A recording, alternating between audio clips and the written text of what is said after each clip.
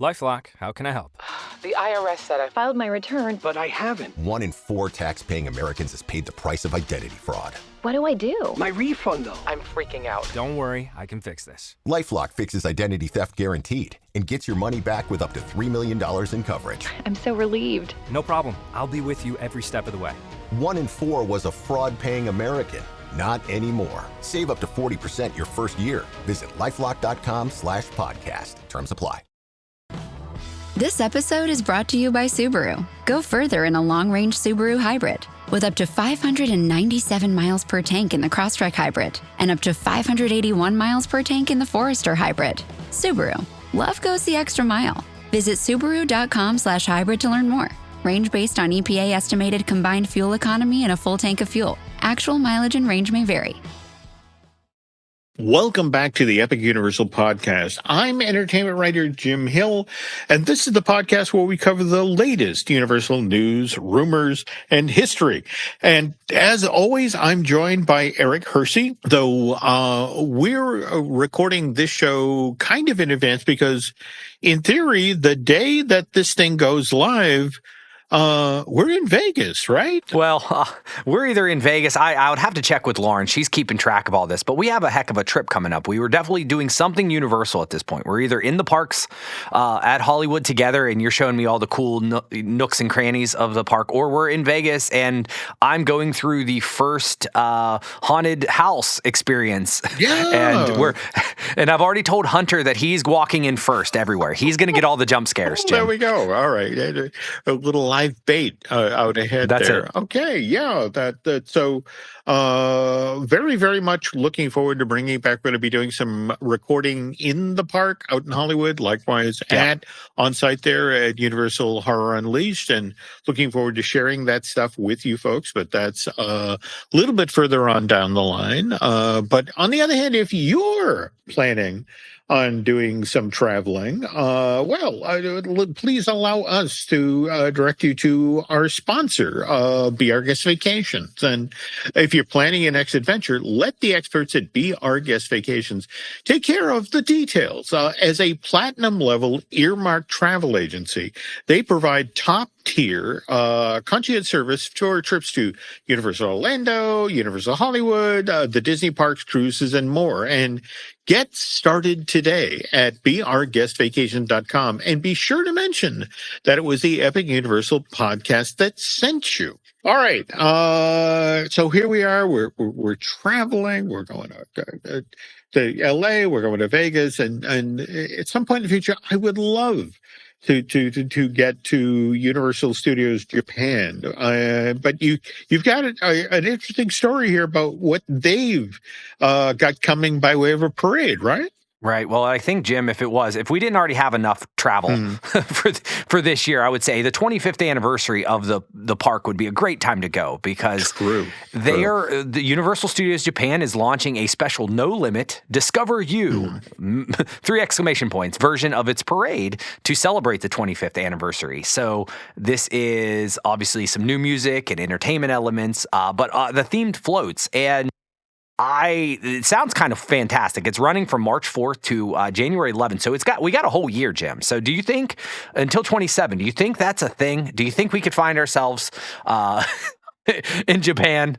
I would love to. I need to resolve my passport issues, though. Nancy and I recently applied for passports, and hers sailed right through, but mine, on the other hand, we're going into double overtime. I have some issues with the state of Hawaii that need to be resolved. So, and ironically enough, if we're flying to Japan, we'd probably have to stop in Hawaii, and then they'd get me. Oh no, Jim, that sounds like a story for another podcast just on its own. I have questions, but we'll keep it nice and fun with this parade that we're talking about. about. But yeah, which seems to have, lots of Pokemon elements, right? Yeah. We have, well, not only there's new songs and there's dance segments, but 25 Pikachus appear together in celebration. That's a lot of Pikachus, Jim. Synchronized dancing, I'm assuming. Wow, that's cool. Sounds like a fever dream. Mm-hmm. Yeah. So, and then there's a lot of Pokemon hanging out on the floats. We also have ourselves some Mario Kart float featuring Mario, Bowser, Princess Daisy, and Toad. And I think there's elements like of Rainbow Road and coins and Bullet Bill and banana peels. So lots of cool floats there, along with, this was a weird one, Jim, and I know this is a thing, Sesame Street. Yeah, that Universal cut a deal in the early 2000s with Sesame Workshop, they had shared the rights when it was Children's Television Workshop. They had shared the rights with the Henson Company when it came to Sesame Street, but the Hensons needed money, in the late 90s, early 2000s, and they sold their share of Sesame Street to Children's Television Workshop, which then renamed itself Sesame Workshop, and they in turn turned around and cut this deal with Universal to bring them into the parks, and it's really for real Muppets, Abby Cadabby, Cookie Monster, and the gang. But yeah, that's always been fascinating that, they're there at that park. Or there's SeaWorld in Orlando. Yeah, that tells you what's interesting about this. The Sesame Workshop folks are pretty sharp. They cut deals in multiple directions and, have a presence in theme parks both internationally and stateside. But and boy, Michael Eisner really wanted them back in 89 or thereabouts. But that's another story for another time. So who else is taking part in the Power of You? Well, we have the Despicable Me characters, but we see them at our parks here. We have Gru and the Minions and so forth. But there's also a cake-shaped 25th anniversary float that is being displayed, and it seems like that when it's a 25th anniversary, we go hardcore in theme parks with cake designs. To give them credit, though, I mean, this is just a cake rolling through the street, and then it goes backstage. Right. It doesn't sit in like the middle of your park for 18 months. The color of Pepto-Bismol. Yeah. So and in this case, we have guests can purchase access to a special viewing area, which features Woody Woodpecker and Winnie Woodpecker, which is interesting. So I don't know if they're like hanging out with you. I'll have to look to see how that goes. But overall, this sounds like a heck of a parade. But the problem is, I don't think this could work stateside for multiple reasons. We don't have access to a lot of these characters, right? Yeah. But on the other hand, just this Pokemon float with all of those, all those characters and the 25 Pikachus. I'm just saying, folks, watch this space. All right, coming attraction. If one day there's only 24 dancing around, or 23, then a couple of those Pikachus were maybe shipped over stateside. Is that what you're saying? There we go. Okay. So speaking of stateside, we now have some news from Universal Orlando. Is that correct? Well, they took down the self-service ticket kiosks. So my big question here is, Jim, I don't even remember these being a thing. So for those not aware, self-service kiosks are essentially, if you're going to go to one of the parks, you can buy the tickets and not talk to anybody. Jim, like, how successful would have these things been? I don't know too many people that are just be like, hey, I'm going to go to Universal for the day. I haven't talked to anybody and haven't had a ticket, and I'm completely comfortable just buying it on my own. It's just interesting. So them taking it out doesn't bother me. I was just like, I don't remember ever seeing these. Were they popular, Jim? Did you ever use one? That's the thing. My understanding with this is that it was actually popular with a certain segment of the public until the pandemic. Okay. And then suddenly it's a high touch thing. And suddenly it also means that there literally needs to be a dedicated Universal team member, who's there making a very big show of I am scrubbing down the self-service, kiosk, so the next person can step up and be confident that they're not going to get the plague if they touch the touchscreen. So it was an idea that made money for the company. And you have to remember that the self-service kiosk was really for the folks who showed up and it's like, oh, look at that line. Oh, look at that line. Oh, sure. There's nobody there. All right. The self-service. Let's go there. For folks who are just anxious to get in. But yeah, it's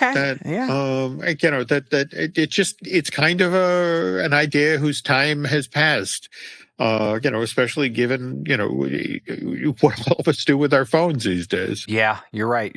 Well, I thought it was interesting enough just to throw that out there as hey, that's no longer a thing, and just curious. But Jim, this was a story that honestly broke a couple weeks ago, like right before we got on, and I was like, hey, there's this news story, but I don't know anything about this yet. And I'm like, we'll talk about it another day after we get to do the work here. Jim, are you familiar with Luke Combs? Oh, the country music performer, right? Yes. And although I'm from West Virginia and we are like the Jamboree capital, and we have festival, Jamboree in the hills and all this stuff here, I am not a country fan. And so I had no idea who Luke Combs was, let alone his category 10, which is, I had to do a little bit of research here, but it is his brand. It's a large entertainment venue. It started in downtown Nashville, and it's just basically a multi-level bar, restaurant with live music. Become very, very popular. So when everybody online was getting all excited about Category 10 coming to City Walk Universal in Orlando, I had no idea what they were talking about, but now I do. Okay. Jim, do you know what's going on here? Well, now this is this that back street part of City Walk, or is this the main drag where this club's being put in? Because that tends to be not the main throat, that when you come down from the parking garage and then make the decision about, am I going to the left to Islands, or am I going to the right to the studios? It's that street to the left behind there with the nightclubs. Is that where this is going in? Well, I saw the concept art, and it looks huge because it's a 3-story, 33,000 square foot venue. So it just doesn't seem like it doesn't seem like it should be on that main stretch. Now, I don't know if that's the Nashville version of it, and then I think there's one in Vegas too. But like, I saw the concept art and it looks huge. So I don't know how they would do it on that main stretch. So, not 100% sure where it's going to go, but I do know it's coming. And now that I looked up who Luke Combs was and what this was, I feel a little bit more confident. Not super confident, as you can tell. I don't know. We'll see when they start blocking off buildings where it's going. But there were a lot of people that I was following online that seemed super excited about it. Okay, well, tell you what, if there is in fact one in Vegas, maybe if we have some time, we can slide on by. Because again, based on what you're sharing here, I guess that they don't break ground till the summer. So realistically, that's a 2027 opening. Yeah, and I don't think the Vegas one's open yet. It's late 2026, I think, is when it's happening. So, so they seem to be growing, but maybe we'll see what the footprint is. There we go. We'll look it up and find that out. Okay, so I have to assume that you were saying Mr. Combs is popular in places where country music fans live, and I got to assume that includes Texas. And speaking of which, you have some info about the Universal Kids Park down in Texas. Jim, I think that was a beautiful transition, my friend. Yes, I think all the people that are hanging out at Universal Kids are probably going to be listening to some Luke Combs, probably while out the pool and so forth. But the Universal team released a second one of their second videos. So they're releasing like these little short videos, 2 to 3 minutes long, that are kind of giving you updates on the park. And they just released a new one that spotlighted highlighted two of the lands, which would be the Jurassic World Adventure Camp and then SpongeBob SquarePants, the Bikini Bottom. And there was some comments. People had their thoughts, but we'll talk real quick about what they highlighted. So the video was talking about the Jurassic World. They showed the Cretaceous coaster, a drop tower, and then there's a flying experience with Mr. DNA, and then there's a play area with like baby velociraptors. They showed some of those. So cool. And then they went into Bikini Bottom, and which they basically showed like a splash area, the Pineapple Paradise, and then there was a jellyfish ride and a spin and spray, and then bobbing barrel, and then Mrs. Puff's boating school to ride the barnacle bus. And then you could get ice cream, I believe, at like Goofy Gobbers or Goobers. Either way, so kind of gave the whole, it's nothing new that we saw, but then they gave concept art, and the people online were not very happy with it, Jim. Did you see any of the commentary online of... Okay, here's the thing. I think Universal has been fairly straightforward about this park going in. Right. I think you and I have talked about this, that this is basically Universal's version of Legoland. It aimed at, families with very young children. And so when I look at this and that's my yardstick, that it's Legoland in Texas, Universal themed, using their IP, except for Harry Potter, which is owned by Paramount. I see what I expected. But other folks, I think, they want this to be Wizarding World of Harry Potter equivalent, right? Yeah, I mean, I don't know if they just assumed. I mean, like Epic and the most recent worlds, yes, they are super immersive to the point where everything, water fountains, garbage cans, bathrooms, everything is super themed. It doesn't look like a theme park. So when they put out this and it looks literally like a theme park, one that you would see, to me, I was at Cedar Point years ago, and I'm like, yeah, this is exactly like the area that Cedar Point with the kids area, and I wasn't mad about it, but everybody was kind of like, oh my goodness, heaven for Bikini Bottom looks like trash because it's not we're not underwater. I don't know. Yeah. So I didn't get that same vibe. I kind of knew what it was, and like you said, they've been pretty open about it. So they have, and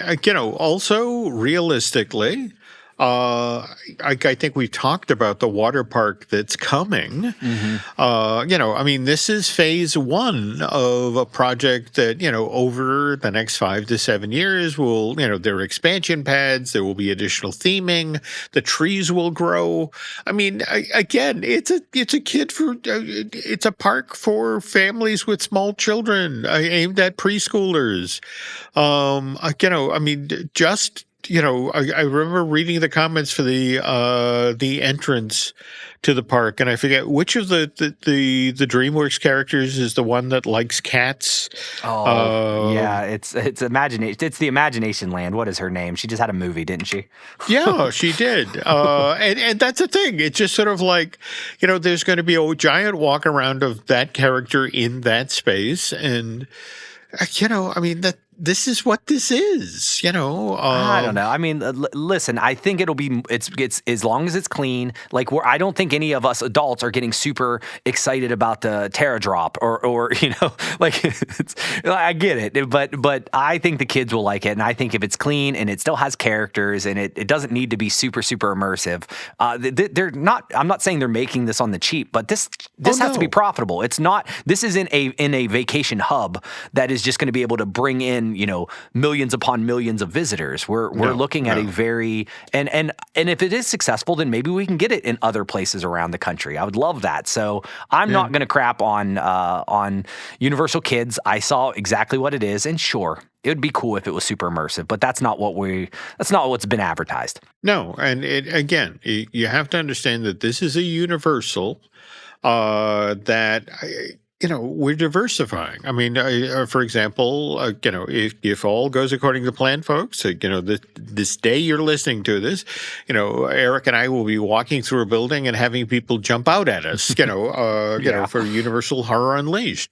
This is also a company. I mean, if you want to talk about something that's super deluxe and immersive, that's when you want to go to the park that they're building in the UK, because that's actually something that's intended to be competitive with Disneyland Paris. I mean, it's just, different things for different markets, and this is for Bliss, Texas, and that's for Vegas, and that's, for folks who live just aside of London. And we're still going to see amazing immersive things added to the parks, out in Hollywood and the park down in Florida. In fact, I was hearing something very interesting about phase 2 for Ministry of Magic. Just, the thing that people have really wanting to be able to do in the Harry Potter world, they're going to finally get the chance to do. And that's all I'm allowed to say at this point. In a really less than subtle,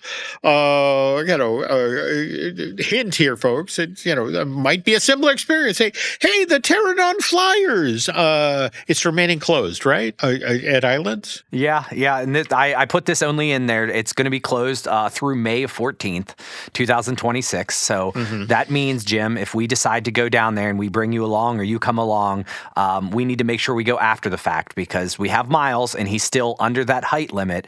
And our goal is to get you on this attraction before Miles grows out of the height limit. So we're going to have to wait until after May 14th. Okay. All right. So do me a favor, stop feeding him. And that hopefully that'll keep the growth spurt from happening. But all right, so folks, that brings us to the end of the news segment of this week's show. But when we come back from this break, we're going to continue our look at the Fast and Furious films and how Universal brought them into the theme parks. But before we do that, there's this.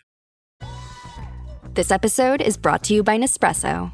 Introducing Virtuo Up, the latest in a long line of innovation from Nespresso. It's innovation you can touch, sense, and taste in every single cup. With a 3-second start, easy open lever, and dedicated brew over ice button, it's even easier to enjoy your coffee your way. Sip for yourself. Shop Virtuo Up exclusively at Nespresso.com. We all have that dream trip we've been wishing we could go on, but too often life, or usually price, gets in the way. That's why Priceline is here to help you turn your dream trip into reality. With up to 60% off hotels and up to 50% off flights, you can book everything you need for your next adventure. Don't just dream about that next trip. Book it with Priceline. Download the Priceline app or visit Priceline.com and book your next trip today. Go to your happy price, Priceline.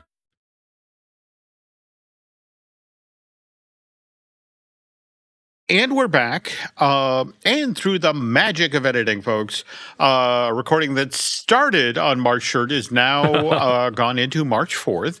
And what's significant about that is the press out in L.A. today got the opportunity to actually get up close and eyeball Fast and Furious Supercharged, the new storytelling coaster that's going to be opening at Universal Hollywood this summer. And you were saying, Eric, as we were pre-gaming, that you got to see a lot of this stuff on Instagram, including what Mr. Taylor posted, right? Yeah, well, I mean, so it looks like they're not necessarily getting on the ride, so we didn't get any sneak peek of people on there, but you do get to walk through the queue, and there's a beautiful mural of the different cars, and you got to actually see the cars, and they were all pointing out whose cars that was from the movie, and which I wasn't quite aware of, but there's a pretty orange one, a nice black one, and then they actually take it off, and you get to kind of see it rolling. So things are moving pretty quickly. It's good signs. I don't know if it'll move quickly enough that they'll do some type of grab a random guest while they're in the park maybe next week, but we'll see. We'll see. Just putting that out there, folks. If you two pasty guys from the East Coast standing around along with his lovely bride and 3 children. Just saying, that's barely one car's worth of guests. That's it. We'll give it a try. I'll let you know how it goes. But it looks exciting and perfect timing, Jim, for a Fast and the Furious feature, to be quite honest. Yeah, and speaking of which, we are picking up where we left off last week, which we were talking about the 3rd Fast and Furious film, Tokyo Drift. It had just opened in theaters in June of 2006, and the day before that, June 15th, 2006, Universal's very first theme park attraction based on this franchise, the Fast and Furious Extreme Up Close Experience, had opened out in Hollywood as part of the tram-tour. Now, Extreme Close-Up, by the way, makes use of Cook arm technology, same robotic arm technology that makes the flying benches that power Harry Potter and the Forbidden Journey, the Wizarding World attraction, which, by the way, opened, the first one of those opened at Islands of Adventure, June of 2010. So this is 4 years after Fast and Furious Extreme Close-Up had opened. So, by the way, quick correction to last week's show. I said that the Fast and Furious Extreme Close-Up attraction was located on Picture Car Lane inside of Stage 55. To be specific, Picture Car Lane is actually located on Greens Road, which runs through the Universal backlot. So,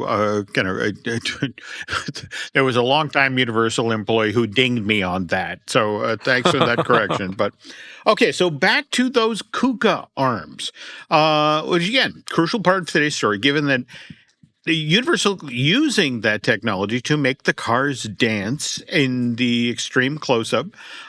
It demonstrates that the Universal parks right from the get-go were willing to spend big bucks and use cutting-edge tech to bring the Fast and Furious film franchise to life inside of its theme parks. And again, back to the actual film series now, Tokyo Drift may have been the lowest grossing film in the franchises, but just to be clear here, we're talking about when it was released to theaters in the summer of 2006.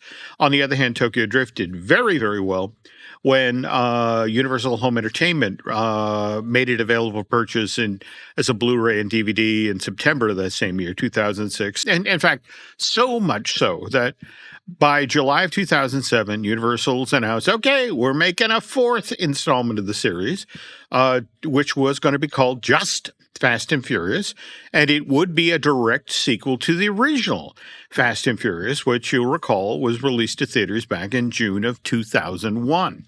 And more to the point, Eric, building on Vin Diesel's 30-second long cameo at the very end of Tokyo Disney. Wow, you'd never be able to tell I do some Disney podcasts. Never. No, okay. At the end of Tokyo Drift, the 4th film in the series would be bringing back mostly the original cast. So again, we're talking Mr. Diesel, Paul Walker, Michelle Rodriguez, and Jordana Brewster. Now, it's at this point, Eric, that the Fast and Furious film series begins to expand beyond its previous celebration of the street racing culture and now becomes more of a James Bond-like franchise with big action set pieces, cutting-edge tech, exotic locations, and over-the-top villains. And any of them got like steel teeth or anything? Jason Momoa,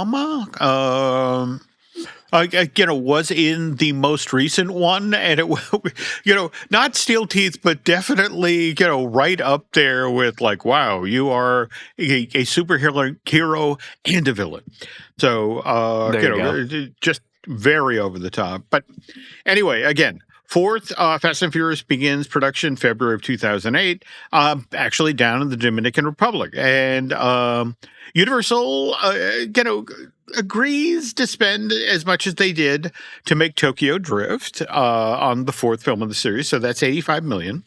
And this one, Fast and Furious, debuts in theaters April of 2009 and immediately becomes the highest grossing film in the series, worldwide ticket sales of $360 million. So again, this is why February of 2010, Universal, looking at that pile of money, announces that they're not just prepping one Fast and Furious sequel, they're now doing two. With the first to be released to theaters in April of 2011 and the second to be released 2 years later, May of 2013. And by the way, Eric, Universal greenlighting two Fast and Furious sequels at the same time is just following in the wake of what Warner Brothers had done 2 years previous, March of 2008. This is when the Harry Potter production team revealed that they were taking Deathly Hallows, the seventh book in the Potter season, which is an absolute behemoth. 784 pages. That's a big book. That's a big book. That's one of those things where, you have to be, be careful. If you drop it on your foot, that's a Potter-related injury. But anyway, two films. Part one would be released to theaters November of 2010, and part two would then bow just 7 months later in May of 2011. So, and I bring up Deathly Hallows because Warner Brothers and Universal both paid the same amount to produce, part one of Harry Potter and the fifth Fast and Furious film, which is each of those movies was budgeted $125 million. And that was the most that either studio had spent to date on either of these film series. And by the way, to its credit, Warner Brothers was able to bring in part two of Deathly Hallows for the exact same price point, $125 million, whereas Fast 6, depending on who you talk to, that one cost 160, maybe a little higher, because this is when Dwayne Johnson joined the cast of this film franchise as DSS agent Luke Hobbs. But again, combine the cost of these two movies, $300 million. And again, that's for both Fast 5 and Fast and Furious 6. Turns out it was money well spent, Eric, because what is it? Fast 5 made $626 million worldwide. Fast and Furious 6 made $788 million.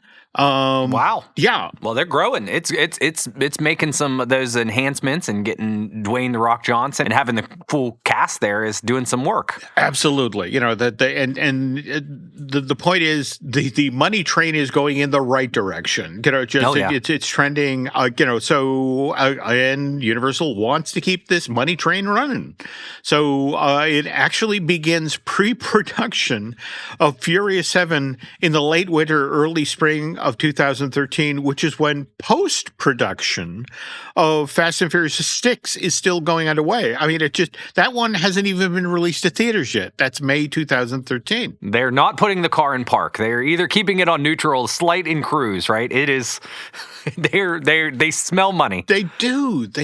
But what was interesting about this is they wanted Fast and Furious 7 in production by September of 2013 because they wanted to put the next installment out in theaters for the summer of 2014. And this was a departure from Universal's previous release pattern for its Fast and Furious films. It used to be they'd look to put a new film in this franchise in theaters every 2 years, but now they were literally stomping on the gas. They were looking to do one every year. Unfortunately, in November of that year, in fact, specifically November 30th, tragedy struck. Paul Walker, who played L.A. police officer and FBI agent Brian O'Connor in this film franchise from the beginning, he died in a single car accident. And I want to stress here, not on set. He was out doing an event, and this happened. And so at this point, Eric, Furious 7 is 11 weeks into shooting when this occurs, and Universal pauses production of the movies. They try to figure out, well, is there even a path forward here? A way to complete the next installment of this film franchise, on the heel of Paul Walker's death, and more to the point, with all of the other scenes that his character Brian O'Connor has to appear in. And so the question is, what do the executives do? And we'll reveal that in a moment. But first, this. When you want your spring break to feel like and your kids' pool day to feel like, and your hotel bed to feel like, ooh, and room service to feel like. Because at Hilton, hospitality feels like. Your cabana's ready. Would you like fresh towels? It matters where you stay. Book now at Hilton.com. Hilton, for the stay.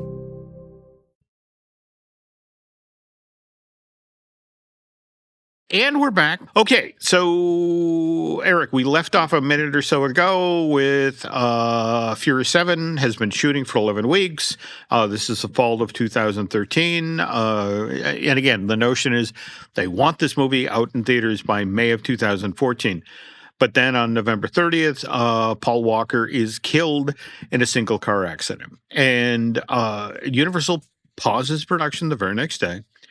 And for the next few weeks, the writers of this next installment of the Fast and Furious films, they start reworking the script, and they're trying to see. They look at all the footage they have to date with Paul Walker, and it's like, all right, what have we got? What are we working with here? And they figure they'll be up and running soon. And actually, it takes them 5 months to sort out how to go forward here. Right. They don't begin shooting again till the first day of April 2014. And by now, executives at Universal have resigned themselves to the reality that, look, that the next installment of the series won't be able to get out into theaters till April of 2015.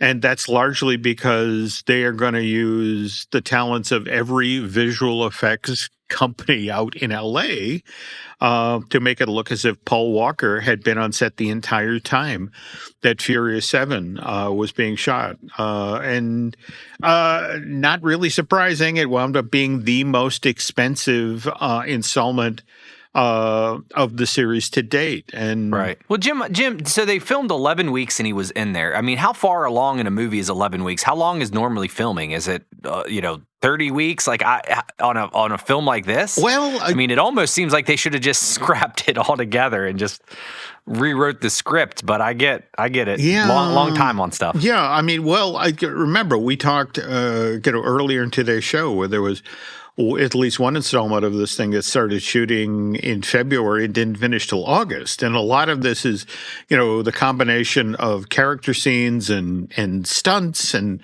that sort of thing. And what was interesting about the Paul Walker stuff is they actually recruited Paul's brothers to stand in, to physically be, the character of Brian O'Connor. And then they used CG, and depending on who you talk to, having to do that, bringing in, using all these visual effects, technology, Furious 7 either cost $190 million to make or $250 million to make. But again, upside of this extremely sad, very expensive situation is that Fast and Furious fans were either really wanted to say goodbye to Paul Walker or were so genuinely intrigued. And, they wanted to see, well, how is Universal going to pull this off?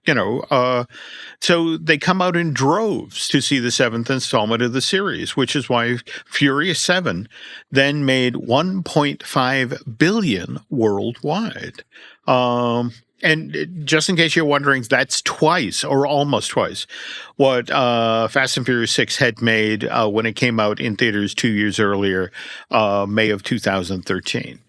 So, and again, given the enormous piles of money that this film franchise is now making for Universal Pictures, the parks side of the organization is thinking, okay, we really need to step up our Fast and Furious game. So, top of the feature here today, we talked about the Fast and Furious Extreme close-up thing, the drive-through with the dancing cars that was up on Green Street on the backlot. They shut that down July 2013 because the thinking now up in the Black Tower, where all the executive hangs out, is that, you know, as of this moment, the Fast and Furious film franchise has made $2.3 billion for Universal Pictures. So it deserves to have a far bigger presence on the tram tour going forward. You know, something significant. And looking ahead, 2014 is when Universal Studios Hollywood is going to be celebrating the 50th anniversary of the launch of its tram tour. And now the thinking with Universal Creative is like, well, wouldn't it be cool if we were to create a grand finale for the tram tour? It's something that guests would experience just before they got back to the unload area, and you know, and something that would make all of these people say, "Wow, you know, wasn't that amazing?" And in a kind of a peanut butter and chocolate moment, Universal Creative was like, well, what if we do the grand finale and build it around Fast and Furious? You know, and in fact, you know, here's an idea. What if we use 360-degree screens and wind machines with the idea that you're not watching a Fast and Furious film, you're now in one. And, you know, your tram vehicle is going 120 miles per hour through the streets of L.A. Yeah, that's seems dangerous. It does. And in fact, but here's the thing, and I feel so bad for you and Lauren now, Eric, because I don't know if you saw as part of that article, the Deadline did about the the press event today for Fast and Furious Hollywood Drift out at the Hollywood Park.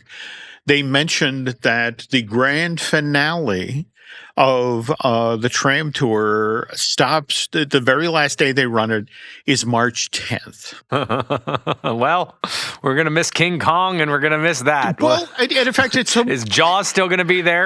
Well, that much I can do. And in fact, that's the really interesting part of the story. And I feel doubly bad for you now because we're now going to talk about King Kong 360 3D, the very thing you were talking about being shut down while we're out there, because this is the very same tech that Universal was going to use for the Fast and Furious supercharged grand finale of the tram tour. Mm-hmm. And, well, the way King Kong 360 3D works is that it's a 2.5-minute long experience. And first, your 4-car tram, and by the way, a little math for you here, folks. Each tram car has 6 rows of seats with 5 seats in each row. So every tram has a capacity of 120 guests. Anyway, this 4-car tram rolls into a 180-foot-long darkened space where on each side of the tram there are these 40-foot-tall screens. And now the fun begins, because as 16 high-def projectors suddenly come to life, you find yourself on Skull Island in the middle of a battle between King Kong and 3 V-Rexes. And V-Rexes are dinosaurs that Peter Jackson invented for his 2005 remake of King Kong. I guess they are, a mixture of a velociraptor and a Tyrannosaurus Rex. But anyway, as all these giants are battling around and then on top of your cars. And by the way, this is the really cool moment in King Kong 360 3D. As Kong jumps on top of your tram car, as he moves from battling, a dinosaur on the left screen to battling on the right screen, your tram car actually dips down and sways a little bit as if this 30-ton, 9-meter tall ape is really on top of your tram car. And the way Universal achieves this is when your tram car pulls into, again, that 150-foot-long darkened space, your driver is pulling the vehicle onto a pad that allows, for lack of a better word here, a motion-based simulation. So it's that mechanism below your tram car that's making it bounce and sway as Kong does battle with his V-Rexes. And then, of course, to make it as realistic as possible, you're issued a set of 3D glasses when you're boarding the tram. So that's the way you view all this high-def footage, which, by the way, anybody who knows Peter Jackson, he's been a champion of the higher frame rate. So rather than the usual 24 frames per second, Peter asked that this be shot in 60 frames per second, which makes the 3D even crazier. But anyway, all this tech had come into the park in 2010, and guests had really responded enthusiastically to King Kong 360. So Universal Creative's thinking, as they're casting around for something special to do for the 50th anniversary, and it's like, well, why don't we just take what we did with King Kong 360 and go bigger and grander and tie that in with Fast and Furious and have that debut as part of our 50th anniversary celebration of the tram tour. And on paper, Eric, this is a wonderful idea. However, as Universal would learn when they actually got Fast and Furious Supercharged open in June of 2015, and by the way, that just a few weeks after Fury 7 had opened at theaters, they found out the hard way that something that looks really good on paper sometimes doesn't work after you've spent all that money on steel and concrete. And we will get to what went wrong with Universal Hollywood's Fast and Furious Supercharged, which actually, again, I feel bad. By the time the show posts, will be shut down for good on March 10th. But we'll talk about that as well as what happened with the Fast and Furious film franchise after Fury 7 opened at theaters in May of 2015 in the next installment of this series. And again, just want to put this out there. If there's anybody at Universal Hollywood listening, if you need some crash test dummies we're there on the 12th, right? Is that when we're going to be there? That sounds right. If you need anyone, we'll be there. Okay. Cool. All right, yes. Again, crash test dummy. We'll be walking around the park. But anyway, with that, folks, another episode of the Epic Universal podcast has come to a close. And when next, we record one of these, Eric will be back from his very first trip to Universal Hollywood. And I'm really looking forward to hear what you think of this particular Universal Park. But for now, that's going to do it for this week's. And by the way, if you have any topics or suggestions for things you'd like Eric and I to discuss on this podcast, feel free to send those along via social media. And for now, just want to thank you for listening to the Epic Universal podcast with myself and Eric Hersey. And we will be back next week.